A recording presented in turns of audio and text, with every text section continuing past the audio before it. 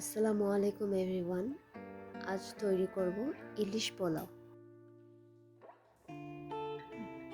এখানে আমি নিয়েছি 8 পিস মাছ, salt 1 tablespoon, 1 tablespoon আদা বাটা, 1 টেবিল স্পুন রসুন বাটা, কিছু পেঁয়াজ কুচি করে কেটে সেগুলোকে ভেজে নিয়েছি। ভাজা পেঁয়াজের সাথে কাজু বাদাম বেটে নিয়েছি। এখানে আমি বাদাম আর ভাজা পেঁয়াজের পেস্টটা 2 টেবিল চামচ ব্যবহার করব। মরিচ গুঁড়ো 1 টেবিল স্পুন। মশলাগুলো মাছগুলোর সাথে মিশিয়ে নেব ভালোভাবে।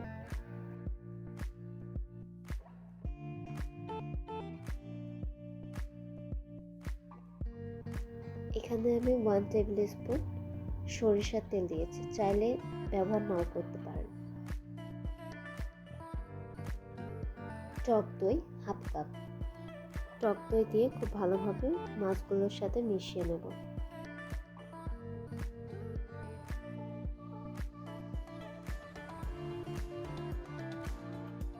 উপর থেকে কিছু পেঁয়াজ বেরেস্তা দিয়ে দিচ্ছি, এটা খুব ভালো একটা ঘ্রাণ আসে।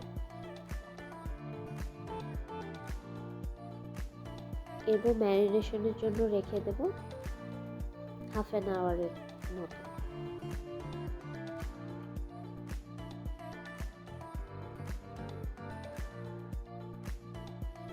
এরপর মাছগুলো আলাদা একটা বাটিতে তুলে রাখবো।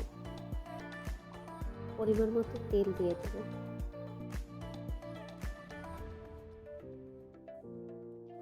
এক কাপ পেঁয়াজ,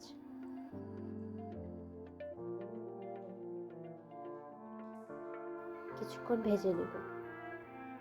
কিছুক্ষণ ভাজার পরে মাছগুলো তুলে রেখে ম্যারিনেশনের মশলাগুলো দিয়ে দেব।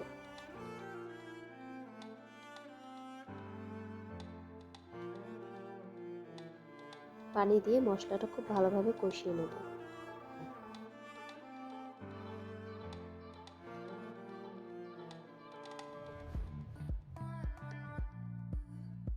এরপর পরিমাণ মতো পানি দিয়ে মাছগুলো দিয়ে দেব।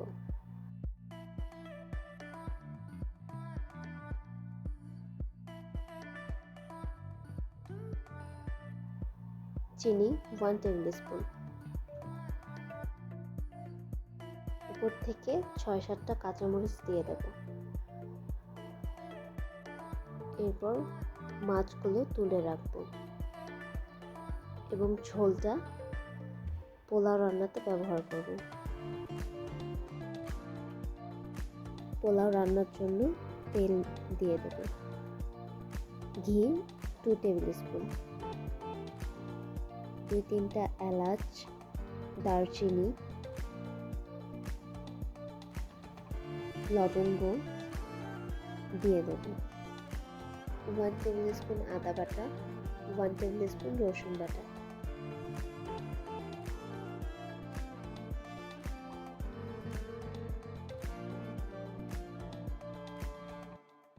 পেঁয়াজ এবং কাজু বাদাম বাটা দিয়ে দেব 1 টেবিল স্পুন।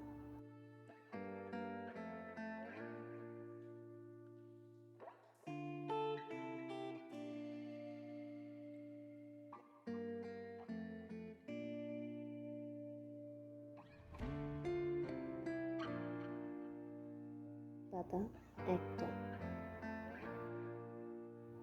চালগুলো ধুয়ে পানি ঝরিয়ে দিয়ে দেব।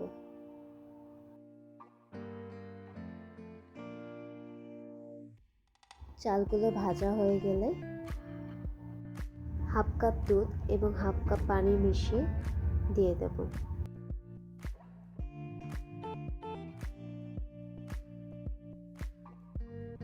পানি আরও 1 কাপ দেব।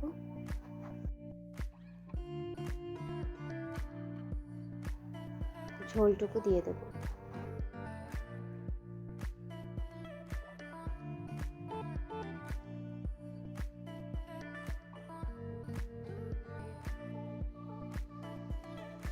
পোলাওয়ের জন্য স্বাদ মতো লবণ দিয়ে দেব। চিনি দেব 1 চামচ।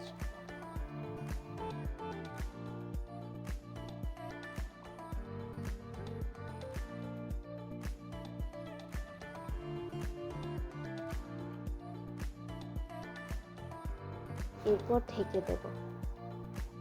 পোলাও সেদ্ধ হয়ে গেলে উপরে মাছগুলো দিয়ে দেব।